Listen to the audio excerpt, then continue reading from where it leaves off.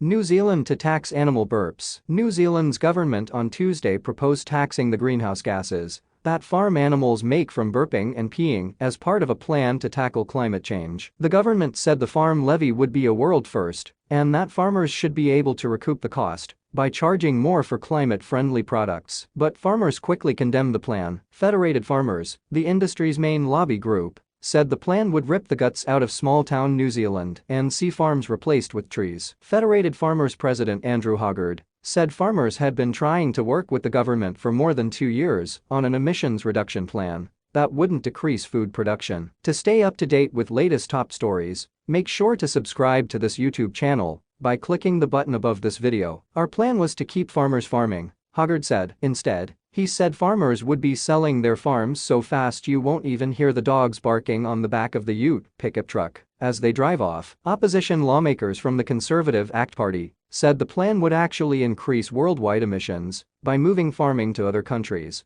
that were less efficient at making food. New Zealand's farming industry is vital to its economy. Dairy products, including those used to make infant formula in China, are the nation's largest export earner. There are just 5 million people in New Zealand, but some 10 million beef and dairy cattle and 26 million sheep. The outsized industry has made New Zealand unusual in that about half of its greenhouse gas emissions come from farms. Farm animals produce gases that warm the planet, particularly methane from cattle burps and nitrous oxide from their urine. The debate in New Zealand is part of a broader global reckoning about farming's impact on the environment and the steps some say are needed for mitigation. In the Netherlands, farmers have dumped hay bales on roads and driven tractors along busy highways to protest government proposals to slash emissions of damaging pollutants. In New Zealand, the government has pledged to reduce greenhouse gas emissions and make the country carbon neutral by 2050. Part of that plan includes a pledge that it will reduce methane emissions from farm animals by 10% by 2030.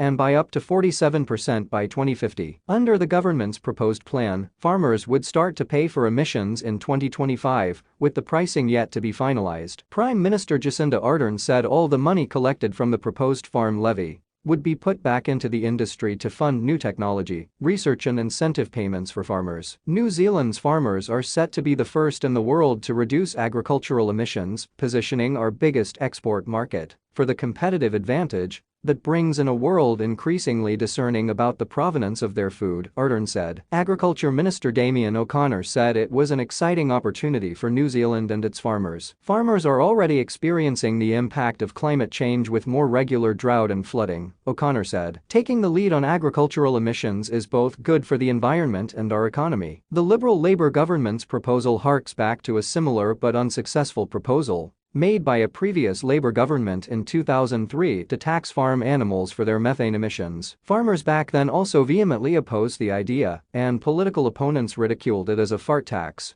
although a burp tax would have been more technically accurate, as most of the methane emissions come from belching. The government eventually abandoned the plan. According to opinion polls, Ardern's Labour Party has slipped in popularity and fallen behind the main opposition National Party since Ardern won a second term in 2020 in a landslide victory of historic proportions. If Ardern's government can't find agreement on the proposal with farmers, who have considerable political sway in New Zealand, it's likely to make it more difficult for Ardern to win re-election next year when the nation goes back to the polls.